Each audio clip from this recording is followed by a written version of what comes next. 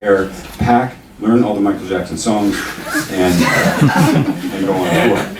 So I was begging him to.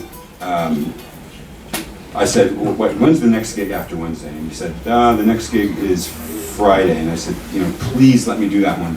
Please, I promise I'll be totally prepared.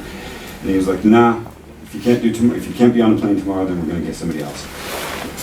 So I said, okay, I have no idea how I can do this, but I'm just going to say yes. And it was really scary, so that's what it was. For the next 6 hours, I'm just Walkman, learning songs, looking over the preset. I also had to learn presets that she had for every song that she had sent me, so I'm trying to memorize presets on her Digitech unit, going over the songs in my head, folding clothes, packing them, washing machine, Walkman, picking up the guitar, and then I eventually, so I got on the plane, I went over there, I got to Amsterdam on Tuesday. I had maybe another hour to sort of revisit the stuff. Wednesday morning was the day of the gig. So they put me, we had like a big band rehearsal, like 12 o'clock, noon, and it was kind of cool because I got through about 4 or 5 of the songs, and I got through it, and I was like, I think we can do this. I started to breathe a sigh of relief and think, this is really going to happen. So the production manager came over to me and he said, yeah, it sounds good. I think it's going to be fine, Greg. Let's talk about the choreography.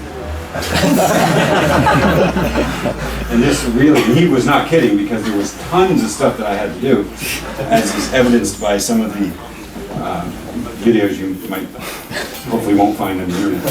But yeah, there was all kinds of stuff I had to do, like all kinds of dancing and jumping around and interacting and spinning. One of which was, he handed me a pyro guitar, literally a guitar that shoots an explosive out of the headstock, and it's a very dangerous weapon, really. And he describes, and he's describing it to me really fast because he knows what it is. So he's like, this is a pyro guitar. In song number 15, you're going to grab this, you're going to hit this switch over here. You want to be careful at that point because you just ignited the such and such. Spin around, wait for the dancers to come by, go to stage right, hit the second switch. At that point, you really want to be careful because you don't want to touch this section of the guitar. Wait for Michael, he's going to come up the front, and then you run out to the front, hit the third switch, and that's going to explode, so keep the headstock away from you or else you'll blow your face off.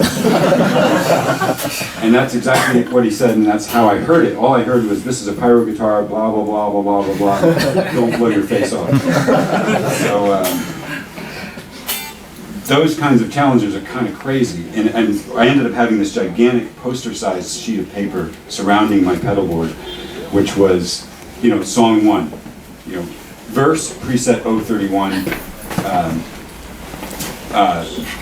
chorus, preset 127, second verse, preset 031, step forward, spin around 4 times, wait for dancers to pass by, chorus, blah, blah, blah. So every single song had presets, choreography, and all kinds of things that I had to do.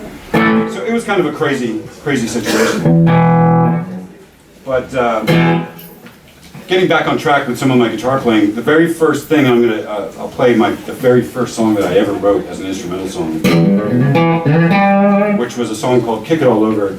And I talk about this a lot only because I just want to reiterate as often as possible that I don't create music on the fretboard. I hardly ever do that. I'll screw around with stuff, but all of my song ideas, everything that I do, comes from here first. And there's been many times that I've written songs and then I go to try to play it and I can't, or I don't know where it is, or I can't find it, but never, almost, and all my favorite songs are always written that way, including the very first song I ever wrote. So I had this song idea that was like, it was actually,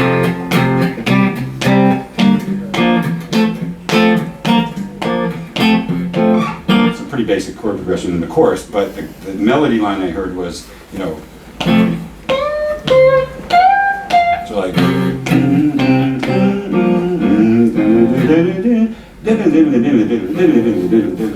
and I'm like, shit, how do I do this? Oh, this is really hard.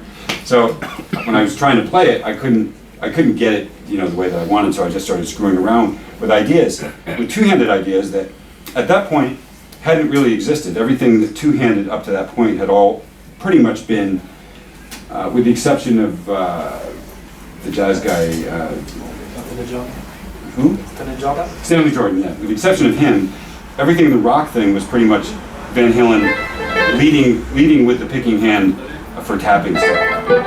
All these kinds of. So I was looking for something that would. I wasn't even caring about whether or not it was tapping or anything. I just wanted to figure out a way to play these notes, and I came up with an idea that enabled me to go